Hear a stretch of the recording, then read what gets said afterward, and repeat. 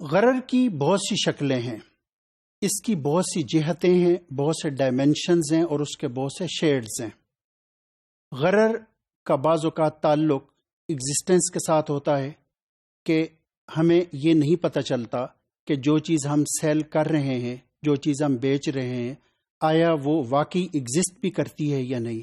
بعض اوقات اس کا تعلق ڈیلیوری کے ساتھ ہوتا ہے، بعض اوقات اس کا تعلق اسپیسیفیکیشن اور ایٹریبیوٹس کے ساتھ ہوتا ہے۔ اس گفتگو میں ہم ایگزسٹنس سے تعلق رکھنے والے غرر پہ روشنی ڈالیں گے۔ ایگزسٹنس سے تعلق رکھنے والے غرر کی ایک نمایاں شکل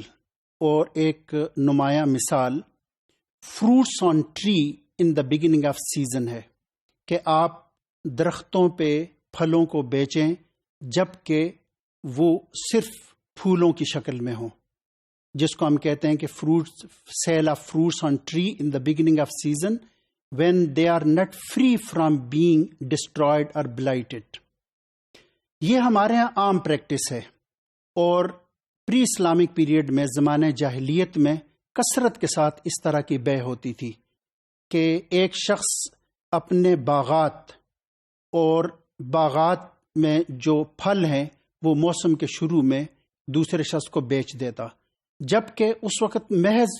پھول آئے ہوئے ہوتے اور ان کی ایکچوئل ایگزسٹنس نہ ہوتی۔ اس میں اس بات کا قوی امکان موجود تھا کہ وہ پھل بعد میں وہ پیدا نہ ہوں اور ان کا ایک باقاعدہ وجود نہ ہو، ان کی کوالٹی، ان کی کوانٹٹی کے لحاظ سے بھی ایک انسرٹینٹی اور ایک غرر موجود تھا۔ نبی کریم صلی اللہ علیہ وسلم نے اس طرح کی بے کی سختی سے ممانعت فرمائی۔ ایک حدیث میں آپ صلی اللہ علیہ وسلم نے فرمایا کہ تم جو مال اپنے بھائی کا یعنی بائر سے جو لے رہے ہو اور ایک ایسی چیز دے رہے ہو کہ جس کے بارے میں تمہیں نہیں پتا کہ آیا وہ ہوگی بھی یا نہیں، اس کی تم ڈیلیوری دے سکو گے یا نہیں، تو یہ جو مال تم لے رہے ہو یہ کس طریقے سے تمہارے لیے جائز، لافل اور جسٹیفائیڈ ہے۔ تو اس سے آپ صلی اللہ علیہ وسلم نے جو ہے وہ منع فرمایا کہ کہ فروٹس کو یا کہ پھلوں کو درختوں پہ موسم کے شروع میں نہ بیچا جائے، کیونکہ یہاں پہ جو بینیفیشری ہے وہ سیلر ہے اور جو لوزر ہے وہ بائر ہے، کہ اس بات کا خدشہ موجود ہے کہ کسی آسمانی آفت سے یا کہ جو نیچرل کلیمٹیز ہیں اس کے نتیجے میں یہ پھل ضائع ہو جائیں اور اس شخص کو کچھ بھی حاصل نہ ہو، جبکہ یہ شخص جو کہ سیلر ہے وہ اپنی رقم ابتدا ہی میں وصول کر چکا ہے۔ تو اس سے ممانعت کی گئی ہے اور حدیث میں اس حوالے سے سختی کے ساتھ اس کی وعید آئی ہے۔ دوسری جو نان ایگزسٹنس کی شکل ہے وہ ہے sale of future products of a factory when the factory still in the phase of construction, کہ ایک فیکٹری ابھی بن رہی ہے، ابتدائی تعمیری مراحل میں ہے اور ابھی تک اس نے کوئی پروڈکشن دینا شروع نہیں کی، تو ابھی سے آپ ایڈورٹیزمنٹ کے ذریعے اس کے جو فیوچر پروڈکٹس ہیں انہیں آپ سیل کر رہے ہیں اور ان کے پیسے آپ لے رہے ہیں۔ اس کا مطلب یہ ہوگا کہ یہ ایک نان ایگزسٹنٹ کی سیل ہے، کیونکہ ابھی تک فیکٹری کے اندر وہ پوٹینشیل نہیں پیدا ہوا کہ وہ چیزوں کو پروڈیوس کر سکے اور وہ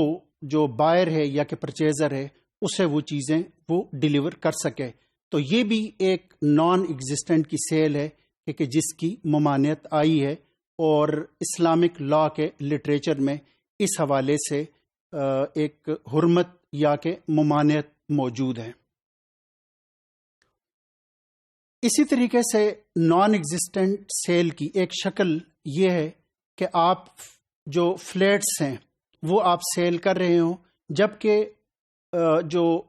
کنسٹرکشن کمپنی ہے یا کہ جو ہاؤسنگ سوسائٹی ہے اس نے ابھی تک زمین ایکوائر نہ کی ہو، تو اس کا مطلب یہ ہوگا کہ یہ بھی ایک قسم کی نان ایگزسٹنٹ چیز کی سیل ہے کہ جس میں سیلر کو یہ نہیں پتا کہ وہ جو چیز ہے، جو سبجیکٹ میٹر ہے، اس کو وہ بائر کو